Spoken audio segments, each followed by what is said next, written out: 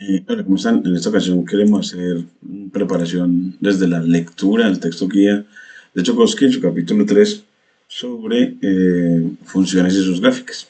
Empieza en la sección 3.1 para esta clase de esta semana del día 14 de octubre de 2025, en la que hablaremos de que él nos habla, Chomsky, de que en la sección 1.1 estudió la forma de asignar un número real, una coordenada a cada punto sobre la recta real. Y ahora mostraremos cómo asignar un par ordenado A, B de números reales a cada punto en el plano. Aun cuando también hemos empleado la notación A, B para denotar un intervalo abierto, hay poca probabilidad de confusión, puesto que en nuestra exposición siempre está claro que A, B representa un punto, cuando representa un punto en el plano y cuando representa un intervalo. Introducimos el sistema de coordenadas rectangulares o cartesianas en un plano por medio de dos rectas perpendiculares coordenadas llamadas ejes de coordenadas que se cruzan en el origen O, como se ve en la figura 1, en esta figura que aparece acá de Chomsky. Ya aquí están los ejes rectangulares, aquí el origen y los cuadrantes, el cuadrante 1, 2, 3 y 4, que se enumeran siguiendo el sentido de giro contrario a las manecillas del reloj. Y aquí la figura 2 nos muestra algunos pares ordenados, aquí el par ordenado o el punto 5,2, aquí el origen 0,0, aquí 0,5, menos 4,3, menos 5, menos 3, en menos 4,0, 0, menos 3 y 5, menos 3. Y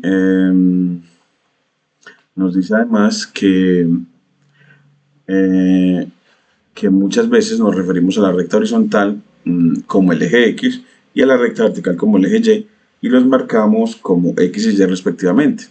El plano es entonces un plano coordenado o plano XY, y los ejes coordenados dividen el plano en cuatro partes denominadas primero, segundo, tercero y cuarto cuadrantes, marcados con números romanos respectivamente, y los puntos sobre los ejes no pertenecen a cuadrante alguno. Entonces, los cuadrantes no, en para Chomsky no incluyen a los ejes. Y a cada punto P en el plano XY se le asigna un par ordenado AB, como se ve en la figura 1, y a A le damos el nombre de coordenada de X o abscisa del punto P, y B es la coordenada Y u ordenada de ese punto P, y decimos que P tiene coordenadas A, B, y nos referimos al punto A, B o al punto P de AB. Recíprocamente, todo par ordenado AB determina un punto con coordenadas A, B, y se representa un punto mediante un punto, como se ilustra en la figura 2. Y para hallar la distancia entre dos puntos en el plano coordenado se usa la fórmula siguiente.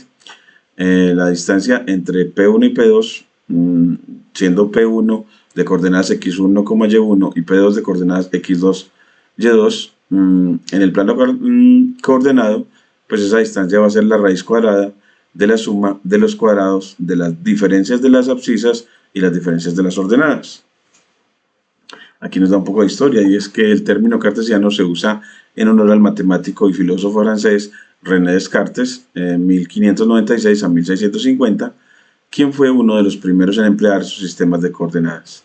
Aquí viene la demostración de la fórmula de distancia en el plano, que la hemos basado en el teorema de Pitágoras, construyendo un triángulo rectángulo de hipotenusa dada por el segmento determinado por los puntos P1 y P2 a los que le queremos determinar la distancia, y donde los catetos miden el valor absoluto de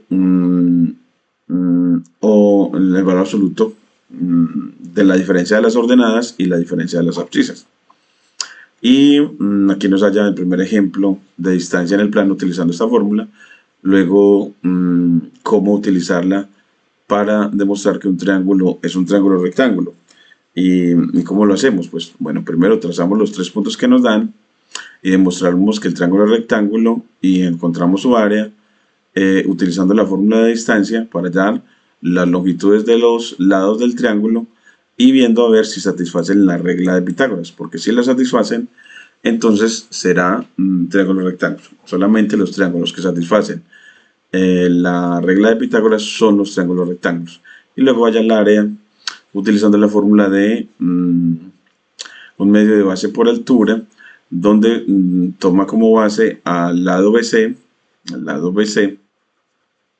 es decir, a uno de los catetos, y como altura al cateto, al otro cateto. Y es porque en un triángulo rectángulo los catetos son siempre uno base, uno la base respectiva a la altura correspondiente. Es decir, cada cateto, si yo tengo un cateto, si yo tomo un cateto como base, pues la altura respectiva a esa base va a ser el otro cateto. Recordemos que un triángulo tiene 3 bases y 3 alturas, y que cada altura está asociada, perdón, y cada base está asociada a una altura.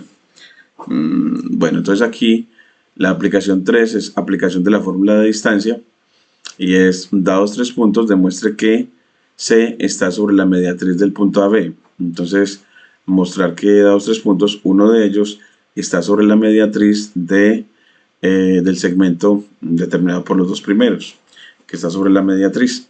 ¿Y cómo lo hace? Pues bueno, pues dados los puntos, los trazamos, los 3 puntos A, B y C.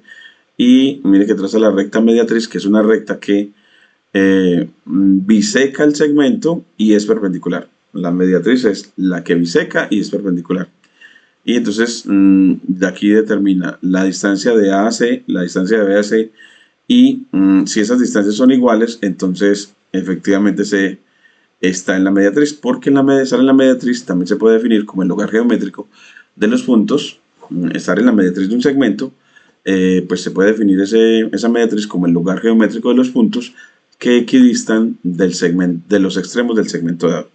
Entonces, en la mediatriz es el conjunto de puntos que equidistan de los extremos del segmento al que la mediatriz está asociada. Luego, en el ejemplo 4, hallar la fórmula para describir la mediatriz, hallar una fórmula para describir la mediatriz. ¿Y cómo lo hace? Pues dado dos puntos que definen un segmento, encuentra una fórmula que expresa el hecho de que un punto arbitrario Px está sobre la mediatriz L del segmento AB. ¿Y cómo lo hace? Pues bueno, pues por la condición 2 del ejemplo 3, ese punto está en la mediatriz si solo si equidista de los extremos. Y escribir eso, miren que nos queda con la fórmula de distancia una ecuación con raíces, elevamos al cuadrado y haciendo todos los procesos con las operaciones de las propiedades de uniformidad para igualdades, llegamos a una ecuación en dos variables lineal que define una recta. Entonces esta ecuación en dos variables de la forma ax más by igual c define una recta. Esa recta entonces es la mediatriz que buscamos. Luego también la fórmula del punto medio, que dado un punto, dos puntos del plano, ellos determinan un segmento, y el punto medio de ese segmento está determinado por sus coordenadas son los promedios de las abscisas y las ordenadas respectivamente. Entonces así ya tenemos esa, aquí nos lo va a demostrar. Y para hallar ese punto medio en el ejemplo, pues utilizamos esa fórmula para hallar el punto medio, y nos habla de cómo implementar. Lo que sigue ya es cómo implementar gráficas. Yo les recomiendo GeoGebra y Python, específicamente Matplotlib, para las interpretaciones gráficas de todos esos conceptos que estamos viendo, o utilización de tecnología para ellos. Y así, ya aquí llegamos a los ejercicios, que son, en este caso, 38, para entrenar en esta primera parte de la clase sobre sistemas coordenados. Y ya en el siguiente video les entregaré el video de la sección 3.2, gráficas de ecuaciones, que entonces en nuestra programación, entonces aquí, vamos a la programación aquí en álgebra y trigonometría, en la planeación, clases de la unidad 3, en la que la sección 3.2 será sobre gráficas de ecuaciones. Entonces vamos a ver gráficas de ecuaciones en el siguiente video de preparación y estimular la lectura de Chokosky en este aprendizaje de la álgebra y trigonometría para la formación de matemáticos en la Universidad de Antioquia, en el campus Caucasia. Entonces aquí, gráficas de ecuaciones. Es el que sigue acá. Y para eso vamos a estructurar todo en una clase general las definiciones propias de la clase, los teoremas y propiedades, los ejemplos y los ejercicios asociados a la sección. Muchas gracias.